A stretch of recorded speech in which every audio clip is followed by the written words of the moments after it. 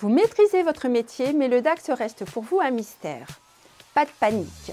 Une nouvelle fonctionnalité Power BI va vous simplifier la vie, le Calculation Visual. Effectivement, les Calculation Visual servent à effectuer des calculs simples et rapides au sein d'un visuel. En quoi cette fonction devient intéressante?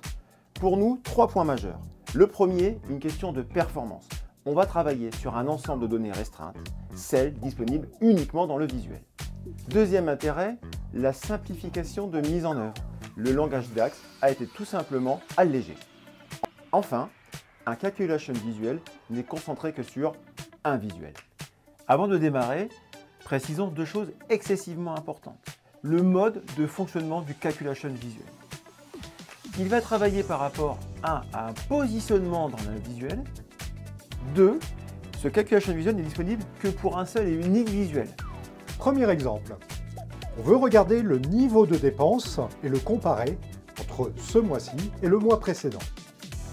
Pour ce faire, dans les Calculation Visual, nous allons utiliser Previous.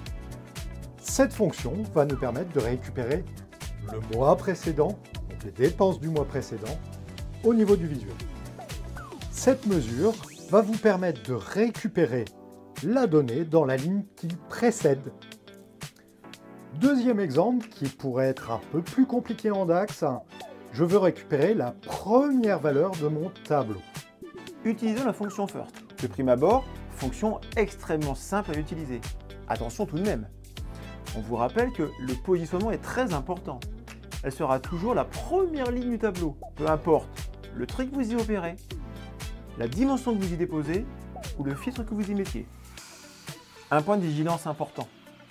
Ce calcul réagit uniquement par rapport à une position. Prenons un exemple.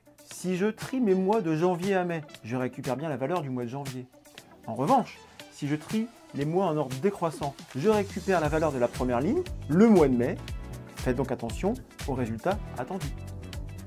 Autre point important dans l'utilisation des calculations visuelles, la notion de hiérarchie avec les fameux parents, enfants.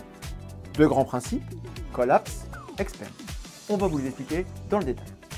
Autre cas de figure, je veux calculer le pourcentage des dépenses de chacune de mes catégories par mois. Les mois étant mes parents et les catégories de tranche d'âge, mes enfants. Introduisons donc ici la fonction collapse.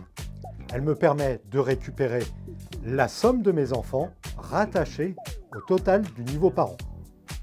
Fred, si mes utilisateurs changent leurs analyses, ton approche, ça ne fonctionne pas, c'est de l'escroquerie.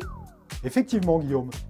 Remplaçons dans la fonction collapse la catégorie par le paramètre rows.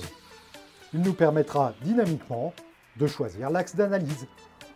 Si on faisait une synthèse, la fonction collapse récupère pour chacun des enfants le calcul du parent. A l'inverse, expand récupère pour le parent le calcul de chaque enfant. Petite astuce, vous reconnaîtrez le Calculation Visual grâce à cette petite icône.